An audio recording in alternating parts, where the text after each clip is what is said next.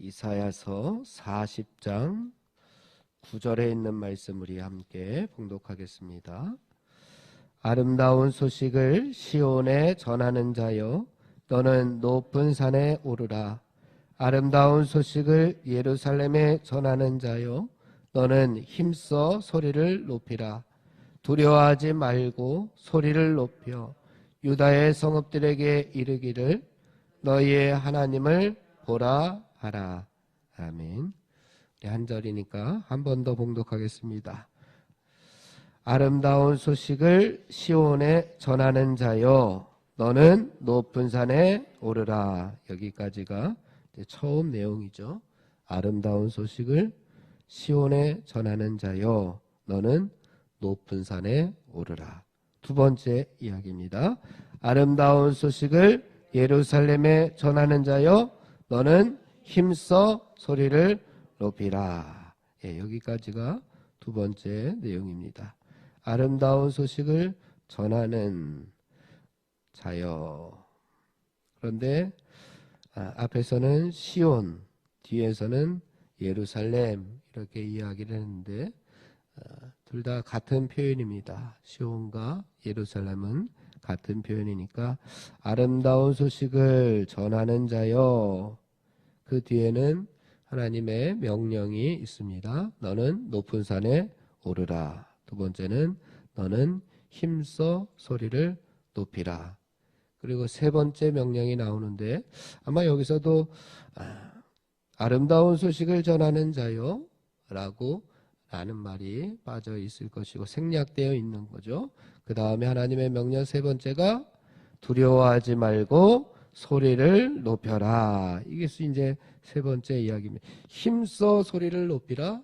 이것이 두 번째이고, 세 번째는 두려워하지 말라. 그리고 소리를 높여. 그러니까 두려워하지 말고 소리를 높여라. 유다의 성읍들에게 이르기를. 자, 아마 아름다운 소식을 전하는 자여라고 했을 때 시온, 예루살렘, 유다의 성읍들. 요 이제 아마 번역을 한글로 번역을 조금 더 있게 하려면은 좀 세 번째도 아름다운 소식을 유다의 성읍들에게 전하는 자여, 두려워하지 말고 소리를 높여라.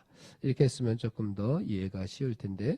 그리고 마지막으로 이르기를, 아마 이 말씀 때문에 세 번째 번역을 한글로 이렇게 했던 것 같습니다. 유다의 성읍들에게 이르기를, 그러니까 소리를 높여서 무엇을 전해야 되느냐, 그 복음의 내용, 메시지가 무엇이냐, 높이 올라가서 외쳐야 할 복음의 내용, 힘써 소리를 높이는 내용, 두려워하지 말고 소리를 높여서 무엇을 외치라고 말씀하시느냐, 그것이 이제 마지막에 나오게 됩니다. 마지막 이르기를, 시작, 너희의 하나님을 보라. 너희의 하나님을 보라.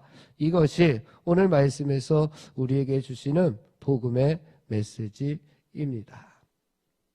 다시 한번 처음부터 살펴보게 되면은 아름다운 소식을 전하는 사람들을 향하여 하나님의 명령 세 가지가 나온다라고 이렇게 말씀을 드렸습니다. 첫 번째는 높은 산에, 너는 높은 산에 오르라. 이것이 첫 번째입니다.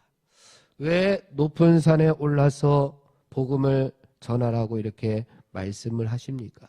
높은 산에 오르라.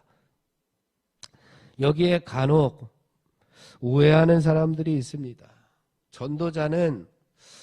전도자가 높은 곳에 올라서 높은 위치를 점령을 해서 불신자들을 정죄하고 불신자들에게 불효령을 내려서, 그래서 큰 소리로 높은 자리에 가서, 높은 위치에 가서, 높은 자리에 가서 불신자들을 향해서 불효령을 내리는 그러한 모습으로 비칠 수도 있지만 절대로 그러한 말씀이 아닙니다. 왜 높은 산에 오르라고 말씀하시느냐? 높은 산일수록 더 많은 사람들에게 복음을 전할 수가 있고, 높은 산일수록 더 효과적으로 복음을 전할 수 있기 때문에 그렇습니다. 두 번째 명령에서도 그러한 표현이 나오는데 힘써라고 하는 표현이 나옵니다. 마찬가지로 이것은 높은 산, 높은 힘써, 이 말씀이 우리들에게 주시는 의미는 최선을 다하라 라고 하는 말입니다. 최선을 다해서 하나님의 복음을 전해야 된다라고 하는 말씀을 주시고 있습니다. 더 높은 곳에서 더 힘써서 복음을 전할 수 있음에도 불구하고 우리가 게으름을, 또한 불평으로 인해서 전도자의 사명을 감당하지 못하고 있을 그러한 염려를 하나님께서 우리에게 하고 있습니다. 사랑하는 성도 여러분, 그렇다면 나의 모습은 어떠합니까? 내 것을 위해서는 더 높아지려고 하고 최선을 다하려고 하고 힘써 내 것을 지키고자, 내 것을 가지고자, 내 것을 차지하고자 우리가 최선을 다하는데, 또한 세속적인 가치가 높은 것을 위해서 우리가 힘을 쓰는데 하나님께서 맡겨주신 복음은 나 몰라라 하지 않았는지 내 자신을 다시 한번 점검해 보고 하나님의 명령에 순종하여 오늘도 또 4월 한 달도 높은 산에 올라 최선을 다하여 하나님의 복음을 만방에 전할 수 있는 성도들이 되기를 간절히 바랍니다. 두 번째 하나님의 명령, 두 번째 아름다운 소식을 전하는 자를 향하여 하나님께서 하시는 명령은 너는 힘써 소리를 높이라. 힘써 소리를 높여 하나님의 복음을 전하라고 말씀하고 있습니다. 큰 소리로 복음을 전한다는 의미가 무엇이겠습니까? 왜 큰 소리를 냅니까? 뭔가가 확실할 때에, 그리고 뭔가 자신감이 있을 때에 우리는 큰 소리를 냅니다. 내가 맞기 때문에, 내가 확실하기 때문에, 내가 자신감이 있기 때문에 큰 소리로 이야기를 합니다. 마찬가지로 복음에 자긍심이 있기 때문에, 복음에 자부심을 가지고 있기 때문에 당당하게 선포해야 된다라고 하는 말씀을 주시고 있는 겁니다. 하나님의 복음이 나에게 확실히 믿어지고 그 복음이 나를 살렸고 너를 살릴 수 있다고 하는 그러한 자긍심, 자부심이 우리에게 있다면 큰 소리로 외칠 수 있어야 된다고 말씀합니다. 그런데 우리가 꿀먹은 벙어리처럼 하나님의 복음 앞에, 하나님의 말씀 앞에, 하나님의 실존 앞에 우물쭈물하지 않았는지 우리 자신들을 다시 한번 점검해 볼 필요가 있습니다. 부끄러워하지는 않았는지, 당당하지 못하고 부끄러워하지 않았는지 우리 자신을 되돌아볼 필요가 있습니다. 사랑하는 성도 여러분, 우리가 하나님의 자녀로 그리스도인으로 살아가는 것에 대해서 자부심을 가지고 나에게 있는 내 생명을 살린 하나님의 복음을 당당하게 전할 수 있는 그런 성도들이 되시기를 간절히 바랍니다.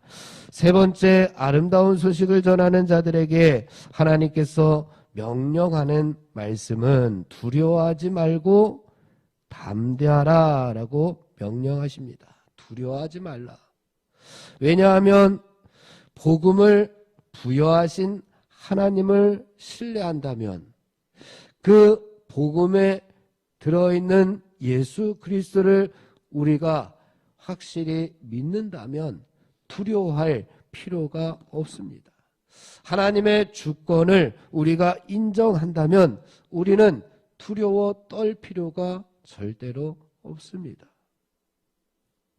그런데 이와는 반대로 하나님보다 복음을 전하는 나나 복음을 듣는 너를 더 의식하게 된다면, 복음 안에 계신 하나님을 신뢰하지 못하고 하나님을 바라보지 못하고 복음을 전하는 나나 복음을 전해 듣는 너를 의식하게 된다면 우리는 분명 두려워 떨 수밖에 없을 겁니다. 내가 잘할 수 있을까? 혹시 이 복음을 듣는 상대방이 이 복음을 거절하지는 않을까? 무시하지는 않을까?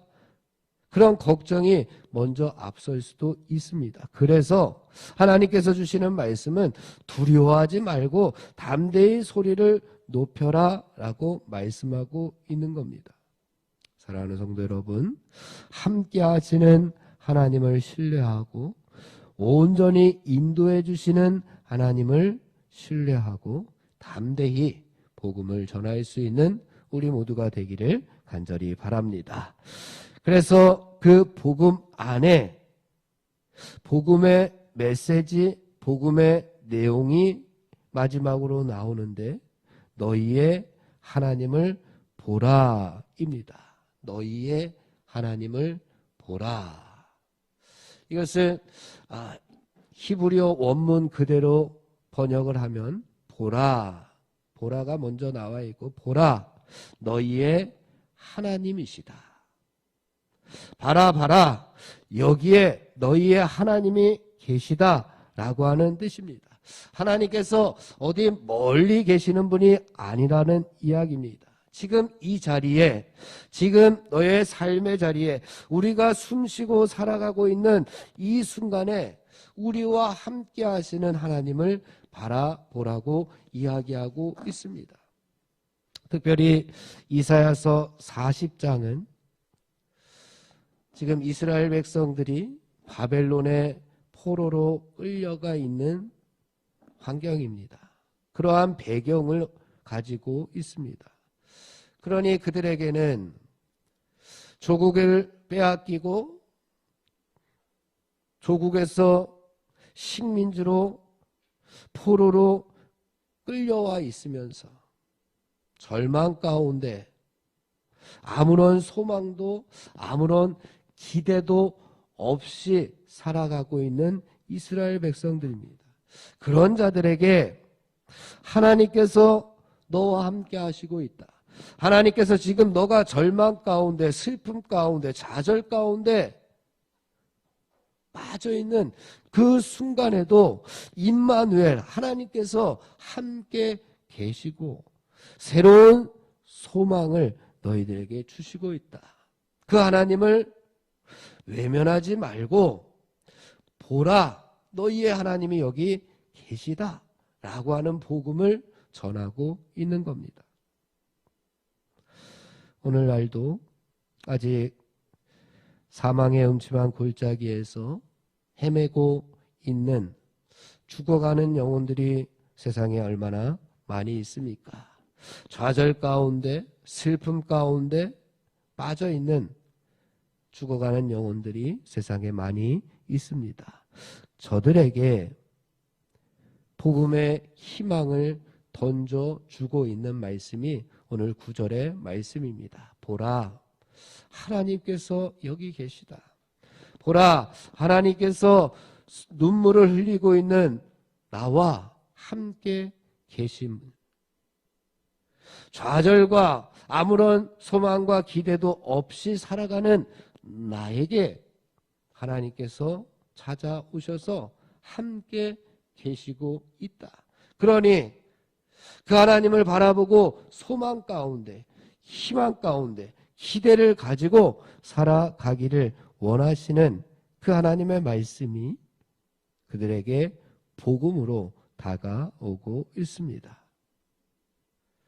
사랑하는 성도 여러분, 세상 가운데 죽어가는 많은 영혼들에게 복음의 희망을 던져줄 누군가가 필요했습니다. 그 사람이 바로 우리 한 사람 한 사람인 줄 믿으시고 오늘도 또 4월 한 달도 하나님 나라를 확장시키는 이 사명에 쓰임받는 우리 모두가 되기를 주님의 이름으로 축원을 드립니다. 오늘 사순절 묵상집의 말씀은 107페이지입니다. 제목이 기독교 문서 운동의 산실. 이제 하디 목사님께서 후반기, 전도의 후반기를 사시면서 처음에는 여러 곳을 다니시면서 복음을 전했고, 또 우리 석교교회에 있을 때에는 석교교회와 또 감신해서 후학들을 가르치면서 지내셨고, 이제는 문서 운동의 산실, 그래서 글에 보니 아름다운 소식, 복음을 전달하는 방식은 여러 가지입니다. 말로 전할 수도 있었고, 이제 글로 전할 수 있는 기회들이 찾아와서 하디가 후반기 사역을 문서 선교에 집중을 하게 됩니다. 그래서 여러 가지 편집 과정, 또한 문서 사업 기회를 얻고 여러 가지 일을 하게 되는데, 특별히 108쪽 중간에 보니까 하디는 기독신보 사장으로 취임하여 10년 동안 여기에 봉직하면서 세상 신문이 여러 가지 나쁜 소식들을 전하고 또 여러 가지 세속적인 문화를 전파하는 것을 바라보면서 기독 신보를 통해서 우리 한국 백성들이 기독교 문화에 좀 더 가까워질 수 있도록 노력했던 것을 보게 됩니다. 108쪽 마지막 문단에 보면 하디는 1920년대 일본에서 쏟아져 들어오는 허무주의와 쾌락주의, 타락을 조장하는 세속 잡지와 신문의 사악한 영향력에서 교회와 기독교인 가정을 지키는 방부제로서 기독 신보의 역할을 중시했고, 마지막 문서 활동에 최선을 다하는 모습을 보여주었습니다. 첫 번째 줄 아름다운 소식, 복음을 전달하는 방식은 여러 가지입니다. 있는 곳에서 할 수 있는 만큼 최선을 다했던 하디 목사님의 모습처럼 우리들도 오늘 우리가 있는 자리에서 최선을 다해서 하나님의 복음을 이 땅에 전하는 복음의 전도자의 사명을 잘 감당하기를 주님의 이름으로 축원을 드립니다. 기도하겠습니다.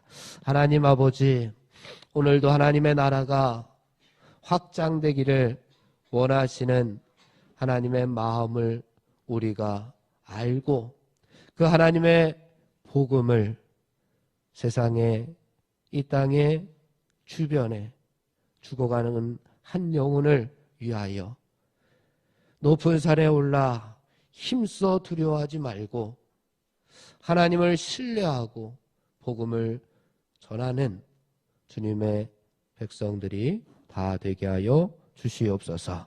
예수님의 이름으로 기도하옵나이다. 아멘. 합심하여 기도하고 개인 기도하고 돌아갑니다. 하나님 나라 시민답게 살아가게 하여 주옵소서. 하나님의 말씀이 나의 삶의 기준이 되게 하여 주시옵소서. 김희동 권사님의 의식을 하루속히 회복시켜 주시고 질병과 연약함으로 고통당하는 사랑하는 성도들을 하나님 치유하여 주시옵소서. 지진으로 인하여 고통당하는 튀르키예와 시리아에 하늘의 은혜를 더하여 달라고 우리 합심하여 기도하고 개인 기도하고 돌아갑니다.